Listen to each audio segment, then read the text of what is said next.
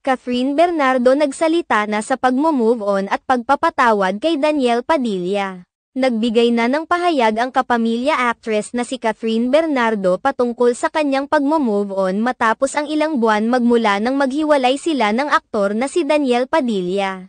Sa kamakailang interview ni Catherine Bernardo sa Mega Magazine bilang siya ang cover girl para sa buwan ng April. Kabilang sa mga isiniwalat ng aktres ang kanyang naging moving on journey matapos ang hiwalayan nila ni Daniel Padilla. Inamin ng aktres na hindi naging madali para sa kanya ang nangyaring hiwalayan nila ni Daniel Padilla matapos ang ilang taon ng kanilang relasyon. Gayunpaman, sinikap umano ng aktres na hindi maapektuha ang kanyang showbiz career at ang performance niya sa trabaho dahil sa napagdaanan.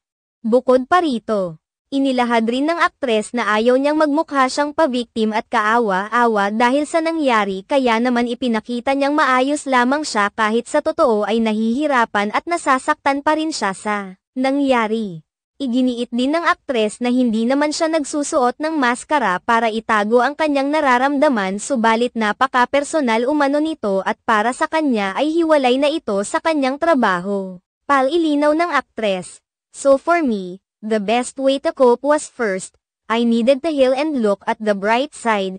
I have so many blessings and so many people who stayed with me through all this. I focused on that. Second, I kept myself busy."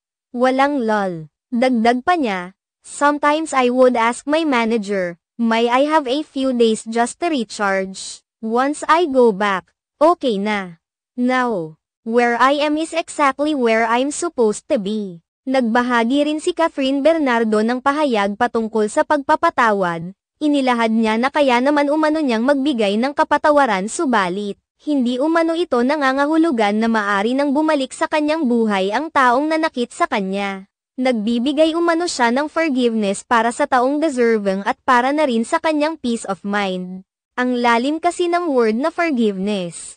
"For me, you can forgive people who deserve it.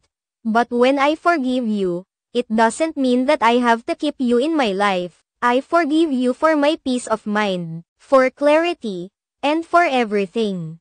But it doesn't mean na pwede kang bumalik," giit niya. Dagdag pa niya, "It depends.